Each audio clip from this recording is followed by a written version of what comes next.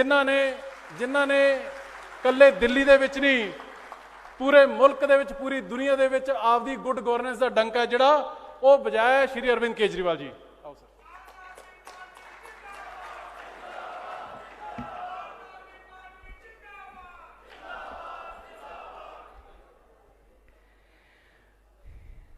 आज बठिंडा से आसपास के इलाकों से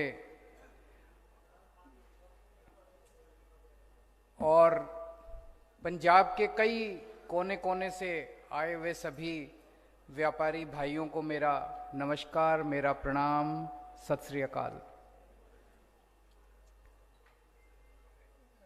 मैं पिछले 1-1.5 महीने से कई जगह जा जाके व्यापारियों से बातचीत कर रहा हूं। सबसे पहले मैं लुधियाना गया, वहां पे भी इसी तरह से कई सारे व्यापारियों से बात हुई। वहाँ पे जो मुद्दे निकल के आए उन मुद्दों के ऊपर हमने बात की। फिर मैं जालंधर गया, जालंधर में भी व्यापारियों से काफ़ी विस्तार में चर्चा हुई। आज भटिंडा में आप लोगों से चर्चा हुई। अभी तक अपने देश में जो माहौल है, चुनाव आते हैं, जब चुनाव आते हैं तो पार्टियों को जनता की याद आती है। 5 साल तो जनता की याद आती नहीं है। फिर जब जनता की याद आती है तो अपने कमरे में बैठ के फिर कुछ मैनिफेस्टो बनाते हैं। अभी मैं आपको अमन अरोड़ा जी ने बताया कि एक पार्टी ने मैनिफेस्टो बनाया, 13 पॉइंट लिखे हैं। उन्हें पता ही नहीं जनता को चाहिए क्या। हम भी बना सकते थे, हम भी बैठ जाते कमरे के अंदर और बना लेते, अपने 4-5 एमएलए को बिठा लेते, हम बैठ जाते और बना लेते। जब तक हम आपके बीच में आके आपसे समस्याओं के बारे में नहीं, और केवल समस्या नहीं, अपने को पंजाब को एक अलग लेवल पे ले जाना है, विकास के अलग लेवल पे ले जाना है अपने को, वो कैसे ले जाना है ये तो आप ही लोग बताओगे ना। मनीष सिसोदिया जी ने दिल्ली के अंदर स्कूल ठीक करे, हमारे सतेंद्र जैन जी ने दिल्ली के अंदर मोहल्ला क्लिनिक बनाए, सरकारी अस्पताल ठीक करे। कैसे करे? ऐसा थोड़ी कि हमको सब कुछ आता था, पर यह जरूर है कि हम 24 घंटे जनता के बीच में घूमते रहते हैं और हम उन लोगों को ढूंढते हैं जिनको ये काम आता है, उनके साथ बैठ के बनाते हैं। तो मैं शुक्रिया अदा करता हूं सतीश अरोड़ा जी का, करनैल सिंह जी का, प्रदीप बंसल जी का, तरसीम गर्ग जी का, राजेंद्र मित्तल जी का, अजय बंसल जी का। मैं उम्मीद करता हूं इन लोगों ने जो जो बातें कही वही मोटे मोटे तौर पे बाकी लोगों की भी बातें होंगी। मैं सारी नोट कर रहा था। सतीश अरोड़ा जी ने होटल इंडस्ट्री के बारे में बताया। 1700 होटल बैंकरप्ट हो गए, 2700 होटल बंद हो गए। कोरोना बहुत बड़ी महामारी थी जिसकी वजह से सारे बिजनेस पे असर पड़ा, उसका तो कुछ कर नहीं सकते थे। पूरी दुनिया के अंदर महामारी थी, लेकिन उस कोरोना की महामारी में जो जिम्मेदार सरकारें थी, जो सेंसिटिव सरकारें थी, उन्होंने अपने लोगों के साथ मिलकर उनका साथ दिया। दिल्ली के अंदर जिस तरह से 24 घंटे हमने जनता का साथ दिया, व्यापारियों का साथ दिया, जो लोग बीमार हो गए उनका साथ दिया, उसकी तारीफ सारे मुल्क में हो रही है। दुर्भाग्यवश उस वक्त जब पंजाब के अंदर कोरोना फैला था, यहां की सरकार अपने लोगों को अनाथ छोड़ के, और आपस में उस टाइम सीएम की कुर्सी की लड़ाई चल रही थी यहां पे। उन्हें ना व्यापारियों की चिंता थी, ना अस्पतालों की चिंता थी, ना दवाई की चिंता थी। करनैल सिंह जी ने भ्रष्टाचार के बारे में कहा कि करप्शन बहुत ज़्यादा हो गया, करप्शन को ठीक करना है, इंस्पेक्टर राज ठीक करना है। उन्होंने 2000 करोड़ रुपए का लोन है उसके बारे में चर्चा की। प्रदीप बंसल जी ने छोटे व्यापारियों की बात की, बिल्कुल सही बात है। मैंने अक्सर देखा इस किस्म की मीटिंग में बड़ी बड़ी इंडस्ट्री और बड़ी बड़ी उसकी तो बात होती है व्यापार की, छोटे व्यापारियों की कोई नहीं बात करता। और छोटे व्यापारी हमारी अर्थव्यवस्था की रीढ़ की हड्डी हैं। छोटा व्यापारी रीढ़ की हड्डी है। मेरे को याद है 8वीं क्लास मैंने गांव से की थी, सिवानी गांव से। 1 साल के लिए मेरे पिताजी की नौकरी चली गई थी तो हम गांव चले गए थे। 1 साल तक मैं भी किराने की दुकान पे बैठा था। 8वीं क्लास पे स्कूल जाया करते थे, शाम को जब घर वापस आते थे तो थोड़ी देर के लिए किराने की दुकान पे मैं चाचा जी की दुकान थी। तो ये छोटा व्यापारी जो है, वो छोटा व्यापारी हमारे देश की अर्थव्यवस्था की रीढ़ की हड्डी है और सबसे ज्यादा मार उसी को पड़ती है। बड़ा व्यापारी तो फिर भी सारे डिपार्टमेंट को, महकमों को किसी तरह से, छोटा व्यापारी के पास तो बेचारे के पास पैसे नहीं होते, फिर भी सारे इंस्पेक्टर आके उसको तंग करते हैं। तरसीम गर्ग जी ने बड़ी इंपॉर्टेंट बात कही, इस पे मैं विस्तार पे बात करूंगा। उन्होंने कहा कि बठिंडा के अंदर कत्लेआम हो रहे हैं, मर्डर हो रहे हैं, फिरौती हो रही है, स्नैचिंग हो रही है, पूरी तरफ डर का माहौल है। इसके ऊपर मैं थोड़ा सा डिटेल में बात करूंगा। राजेंद्र मित्तल जी ने कॉटन के व्यापारियों की बात करी। 400 मिल होती थी पहले, अब केवल 40 रह गई हैं। और अजय बंसल जी ने भी वही कहा कि पहले एग्जिस्टिंग इंडस्ट्री को तो बचा लो, जो भी आता है। मैं, ये बड़ी अच्छी बात आज निकल के आई है, किसी भी मुख्यमंत्री को देख लो देश भर में, वो बड़े बड़े सम्मेलन करते हैं, उसमें बड़े बड़े इंडस्ट्रियलिस्ट को बुलाते हैं, बड़े बड़े साहूकारों को बुलाते हैं और कहते हैं अब इतने करोड़ का इन्वेस्टमेंट होगा। अरे जो इन्वेस्टमेंट हो गया उसको तो बचा लो। नहीं, जो इंडस्ट्री लगी हुई है, दुकानें लगी हुई हैं, वो तो उजड़ रही हैं, वो तो पंजाब से उठ उठ के दूसरे राज्यों में जा रही हैं। जो इंडस्ट्री यहां लगी थी अब वो उठ उठ के दूसरे राज्यों में जा रही हैं, वो तो बच नहीं रही, वो तो बंद होती जा रही हैं, और हम नई इंडस्ट्री की बात कर रहे हैं। अजय बांसल जी ने बड़ी अच्छी बात कही। उन्होंने कहा जी दिवाली आ गई और अब सारे इंस्पेक्टर अपनी दिवाली लेने पहुंच जाते हैं। ये दिल्ली में भी होता था।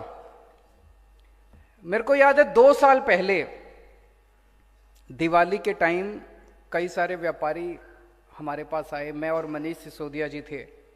उन्होंने आके कहा जी आप कहते हो हमने इंस्पेक्टर आज खत्म कर दिया, ये दिवाली के टाइम पे आपके इंस्पेक्टर आ रहे हैं हमारे पास। तो हमने लिखित आदेश पारित कर दिया कि कोई भी डिपार्टमेंट का कोई भी अधिकारी किसी भी दुकान पे दिवाली के टाइम पे नहीं जाएगा। लेकिन ऑर्डर कौन मानता? ऑर्डर तो कोई मानता नहीं है। आप जितने मर्जी ऑर्डर पास कर दो, इंस्पेक्टर को दुकान में जाने से कौन रोक सकता है? तो उसी ऑर्डर में हमने लिखा कि अगर कोई आपके यहां अधिकारी या कोई इंस्पेक्टर आ जाए तो ये व्हाट्सएप नंबर है, दूर से उसकी फोटो खींच के इस पे व्हाट्सएप कर देना। भाई साहब, उसके बाद इंस्पेक्टरों ने दिवाली लेना बंद कर दिया। फिर दिवाली जनता की होती थी, इंस्पेक्टर अपने घर पे दिवाली मनाता था, जनता अपने घर पे दिवाली मनाती थी। तो इंस्पेक्टर राज खत्म करना हमको आता है, और इंस्पेक्टर राज खत्म करने की हमारी नीयत है, क्योंकि हमारी नीयत साफ है। अगर नीयत खराब हो तो अखबार में बड़े बड़े ऐड तो निकलते हैं, लेकिन इंस्पेक्टर आज खत्म नहीं होता। बातें बड़ी बड़ी होता नहीं है। मेरे पास मैं कल शाम को भटिंडा पहुंच गया था। मेरे पास कल कुछ व्यापारी आए शाम को मिलने के लिए। उन्होंने भी यही बात कही, बोले जी पिछले कुछ दिनों में 4 मर्डर हो चुके हैं भटिंडा में। पूरी तरफ चारों तरफ फिरौतियों का माहौल है, व्यापारी डरा हुआ है, स्नैचिंग हो रही है। शाम अगर कोई घर से बाहर निकलता है तो चारों तरफ देखता है कि कोई मेरा पीछा तो नहीं कर रहा। एक जोजो टैक्स करके भी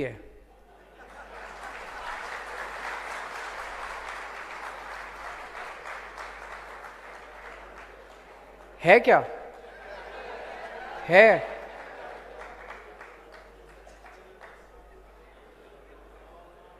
तो दोस्तों, ऐसे माहौल में व्यापारी अपना व्यापार कैसे करेगा? ऐसे माहौल में तो व्यापारी अपना व्यापार नहीं कर सकता। अब आप सोचो, अगर आप अपने एसी कमरे में बैठ के अगर मैनिफेस्टो बना देते तो इस जोजो टैक्स का कैसे पता चलता? जोजो टैक्स तो तभी पता चलता है जब आप लोगों के बीच में आते हैं हम लोग। तो आज 2 ऐलान करके जा रहा हूं मैं, और जैसा मैं अक्सर कहता हूं कि मैं जो कहता हूं मैं बड़े सोच समझ के कहता हूं, पूरी कैलकुलेशन करके कहता हूं। दो बड़े ऐलान करके जा रहा हूं। पहला, हमारी सरकार बनेगी, फरवरी में चुनाव है, मार्च में नतीजे आ जाएंगे। 1 अप्रैल के बाद हर व्यापारी की सुरक्षा हमारी जिम्मेदारी होगी।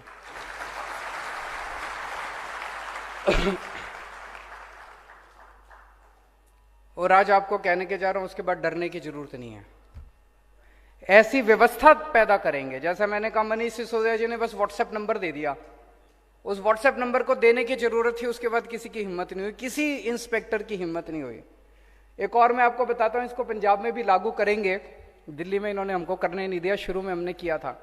जब दिल्ली में नई नई हमारी सरकार बनी, 49 दिन की सरकार, आप में से पता नहीं कितने लोगों को जाने का मौका मिला उस टाइम दिल्ली। भाई साहब, दिल्ली के अंदर रिश्वत कम नहीं हुई थी, बंद हो गई थी रिश्वतखोरी। मैंने सबको बोला, ऐलान कर दिया, होर्डिंग लगा दिए चारों तरफ कि अब अगर आपसे कोई रिश्वत मांगे, मना मत करना, अपना मोबाइल फोन निकाल लेना, उसकी रिकॉर्डिंग कर लेना।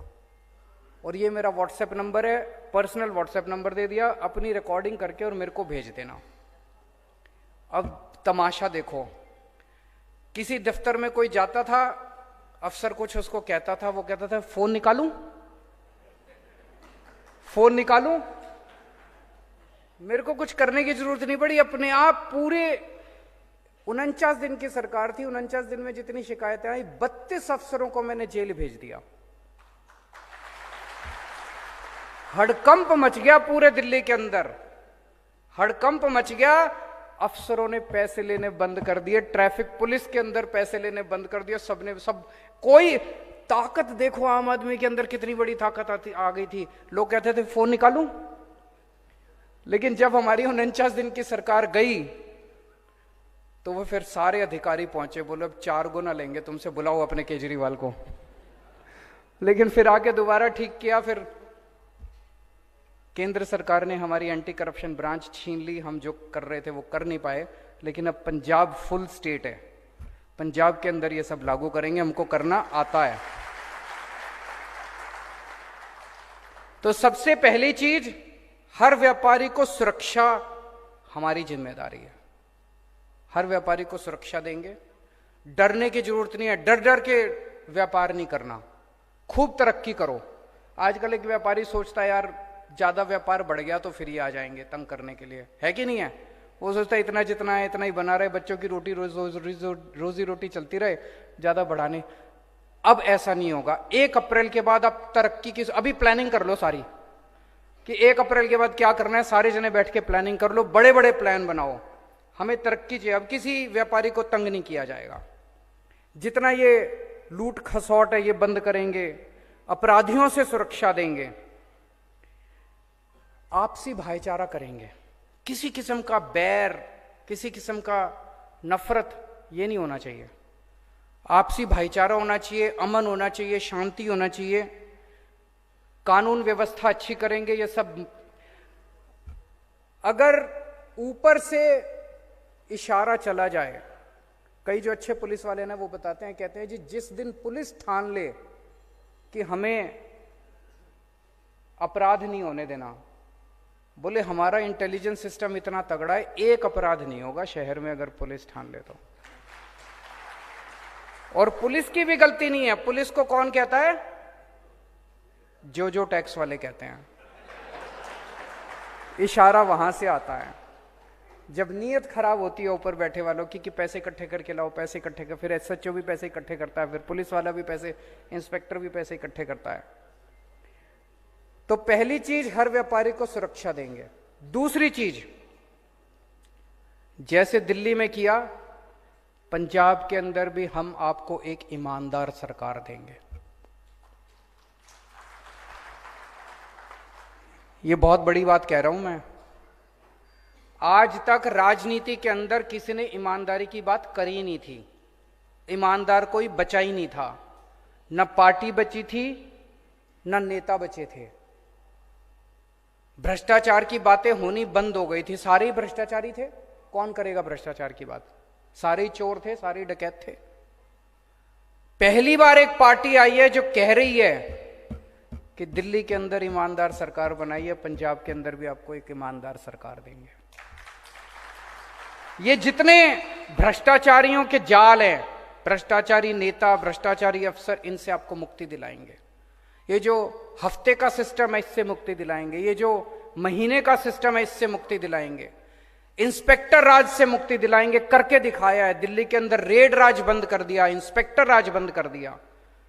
और उसके लिए पूरी व्यवस्था जानबूझ के हम लोगों ने ऐसी व्यवस्था बना रखी है कि इंस्पेक्टर राज चलता रहे, पैसे इकट्ठे होते रहे। कानून बदलेंगे, रूल्स बदलेंगे, ऑर्डर बदलेंगे, व्यवस्था बदलेंगे, ताकि इंस्पेक्टर के पास पैसे लेने का कोई जरिया ही ना बचे। और आज कह के जा रहा हूं, यहां पे जो जो टैक्स बंद करेंगे, और उनको भी कह रहा हूं कि अभी बंद कर दो, ज्यादा अच्छा है। तो अब किसी व्यापारी को तंग नहीं किया जाएगा, व्यापारियों को इज्जत बख्शी जाएगी। जिस तरह से व्यापारियों को कहते हैं बिचौलिया है, बिचौलिया है, बिचौलिया है, ये बिचौलिया शब्द बंद किया जाएगा। व्यापारी जो है वो 24 घंटे मेहनत करके कमाई करता है। लुधियाना में और जालंधर में जब व्यापारियों से बात करी तो दो बड़ी चीजें निकल के आई जो मैं कहना चाहता हूं। एक तो ये कि बिजली का पावर कट बहुत लग रहा है, तो पावर कट बंद करेंगे। दिल्ली में भी पहले बहुत पावर कट लगता था, जैसे पंजाब में अभी स्थिति है वैसे दिल्ली में भी स्थिति थी। पंजाब में पावर की कमी नहीं है, पंजाब पावर प्रोड्यूसिंग स्टेट है, लेकिन बिजली फिर भी नहीं आ रही। दिल्ली में भी पावर की कमी नहीं थी, बिजली खूब थी, फिर भी बिजली नहीं आती थी। जब हमारी सरकार बनी पहली बार 7-7, 8-8 घंटे के 2014 में पावर कट लगा करते थे। दिक्कत क्या थी दिल्ली में, मैं समझता हूं पंजाब में भी शायद वही दिक्कत होगी, उसको स्टडी करेंगे। और दिल्ली में क्या दिक्कत थी कि जितनी तारें थी, ट्रांसफार्मर थी, पुराने हो चुके थे, गल गए थे। जब मर्जी कोई ट्रांसफार्मर फूक गया, जब मर्जी कोई ट्रांसफार्मर खराब हो गया, जब मर्जी कोई तार खराब हो गई। मैंने और सतिंदर जैन जो हमारे पावर मिनिस्टर हैं, हम दोनों ने मिलकर खड़े होकर 2.5 साल के अंदर, 2.5-3 साल के अंदर हमने सारे बदलवाए। आज दिल्ली के अंदर 24 घंटे बिजली आती है। तो दिल्ली के अंदर जैसे 24 घंटे बिजली करी, ऐसे ही पंजाब के अंदर बिजली देंगे आपको, 24 घंटे बिजली देंगे। और एक मुझे बताया गया कि वैट के रिफंड बहुत ज्यादा, पुराना जो वैट था तब के रिफंड पेंडिंग पड़े हैं। तो आप लोगों का पैसा सरकार के अंदर पड़ा हुआ है, ये सारे वैट के रिफंड 3 से 4 महीने के अंदर सरकार बनने के सारे वैट के रिफंड हम आपको दिलवाएंगे। सारी पार्टियों को व्यापारियों की याद आती है चुनाव के पहले। चुनाव के पहले क्यों याद आती है? सारी पार्टियों को व्यापारियों से पैसा चाहिए, मेरे को आपसे पैसा नहीं चाहिए। मैं आपको पंजाब की तरक्की में पार्टनर बनाने आया हूं, भागीदार बनाने आया हूं। हम मिलके तरक्की करेंगे, पंजाब की मिलके तरक्की करेंगे, डर का माहौल खत्म करेंगे, अच्छा माहौल पैदा करेंगे। यह बात मैंने जालंधर में और लुधियाना में भी कही थी। 2 दिन बाद मैंने अखबार में पढ़ा कि चन्नी साहब ने बयान दिया है कि मैं आपको पार्टनर बनाना चाहता हूं। मैंने कहा कि हम इंस्पेक्टर राज खत्म करेंगे, तो चन्नी साहब ने अखबार में इश्तिहार लगाया कि मैं इंस्पेक्टर राज खत्म करूंगा। तो कर दो, अभी तो 2 महीने हैं, क्यों नहीं करते? कहते क्यों हो? चन्नी साहब कह रहे हैं मैं इंस्पेक्टर राज खत्म करूंगा, करो ना, करते क्यों नहीं? नीयत नहीं है, नीयत खराब है। करना हो तो 2 महीने क्या, 49 दिन ही बहुत थे। 49 दिन के अंदर ऐसा करिश्मा करके दिखाया था दिल्ली के अंदर, पूरी दुनिया में चर्चा हुई थी। चन्नी साहब के पास तो 5 महीने मिले हैं उनको। अगर वो चाहें इंस्पेक्टर राज भी खत्म कर सकते हैं, इंडस्ट्री को पार्टनर भी बना सकते हैं, आपकी समस्याएं भी दूर कर सकते हैं। होगा नहीं। इसीलिए मैं कहता हूं आम आदमी को नकल करना आसान है, अमल करना मुश्किल है। अमल नहीं होता, अपनी बात पे अमल करना सीखो। कल हमने किसानों के साथ इसी तरह का डायलॉग किया, बहुत अच्छा रहा। किसानों से भी उनकी समस्याएं सुनी, और मैं समझता हूं कि पंजाब की अर्थव्यवस्था के पंजाब के विकास के दो पहिए हैं। एक पहिया है किसान और मजदूर, और दूसरा पहिया है व्यापारी और उद्योग। ये दोनों पहिए जब तक नहीं चलेंगे तब तक पंजाब का विकास नहीं हो सकता। ये दोनों पहिए मजबूत होने चाहिए, ये दोनों पहिए मिलके चलने चाहिए। इन दोनों को साथ मिला के चलाएंगे। जैसे दिल्ली के अंदर आज पूरे देश में कहीं चले जाओ, कल एक किसान ने खड़े होकर बोला जी मैं दिल्ली गया था, आपका स्कूल देखा, बड़े अच्छे स्कूल बना दिया आपने, आपके अस्पताल मोहल्ला क्लिनिक देखे, बड़े अच्छे बना दिया। पूरे देश के अंदर चर्चा हो रही है जिस किस्म की शिक्षा के अंदर और स्वास्थ्य के क्षेत्र में दिल्ली के अंदर क्रांति हुई है, वैसी क्रांति पंजाब के अंदर किसानी और व्यापार के क्षेत्र में उसी किस्म की क्रांति करेंगे। पूरा देश उसका अनुसरण करेगा, पूरा देश पंजाब की तरफ देखेगा जिस तरह का विकास हम करेंगे। पिछले 70 साल में आप लोगों ने कांग्रेस पार्टी को पता नहीं कितने मौके दिए, कि 10-12 बार तो बनाई दी होगी सरकार, और अकाली बीजेपी वालों को भी कितने मौके दिए, उनकी भी कई बार बना दी होगी सरकार। आपसे एक मौका मांगने आया हूं, बस एक मौका आम आदमी पार्टी को देके देखो। दिल्ली के व्यापारी पहले कहा जाता था सारे बीजेपी के होते थे, 5 साल के अंदर सारे आम आदमी पार्टी के हो गए। मैं आपको विश्वास दिला के जाता हूं, आज मैं आपसे मौका मांग के जा रहा हूं, 5 साल के बाद यहां जितने बैठे हैं और जितने बाहर सुन रहे हैं, पूरे पंजाब के व्यापारी आम आदमी पार्टी के मुरीद होंगे। हमने कोई जो टैक्स लगा के या गुंडा टैक्स लगा के या फर्जी केस करके ऐसे लोगों को नहीं डराया, हमने लोगों का दिल जीता है, लोगों के काम करे हैं, लोगों के बच्चों का भविष्य बनाया है, उनके परिवार का ख्याल रखा है।